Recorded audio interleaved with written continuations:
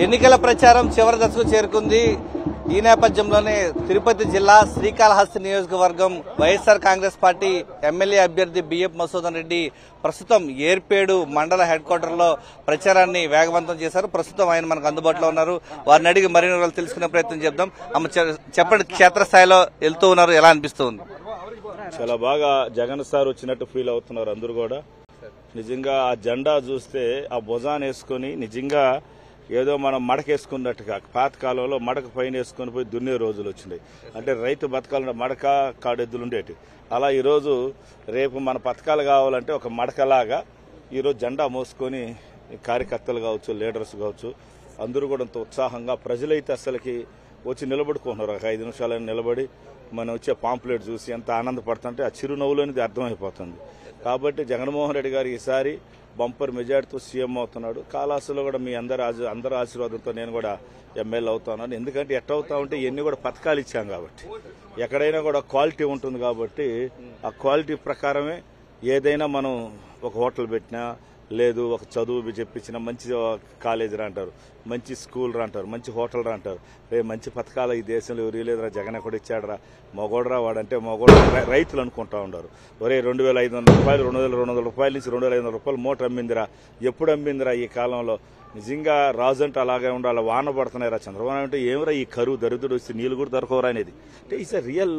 ఎప్పుడు రియాలిటీ, ఎప్పుడు మంచి జరిగినప్పుడు కూడా అది దేవుడు మనకు అనుకూలంగా ఉంటాడు. మనం కూడా పాత రోజుల్లో నాకు జ్ఞాపకం ఉంది, ఇంట్లోంచి బయట వస్తే ఎదురురా అనేవాళ్ళం.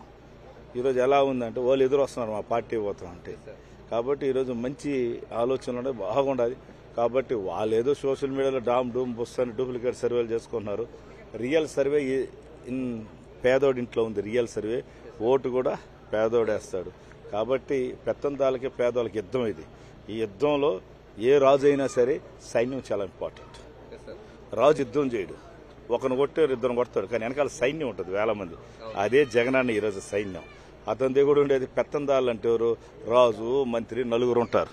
కానీ ఇక్కడ ప్రతి ఒక్కడు ఒక జగన్ రాజులాగా భావించి యుద్ధానికి సిద్ధమైపోతున్నారు. నిన్న తిరుపతి జిల్లా పర్యటనకు వచ్చినటువంటి పవన్ కళ్యాణ్ అయితేనేమి చంద్రబాబు మోసపూరిత హామీలతో ప్రజల్ని మరోసారి మభ్య పెట్టేందుకు వస్తున్నారు. వాళ్ళ నుంచి ప్రజలకు ఏం చెప్పాలనుకుంటున్నారు?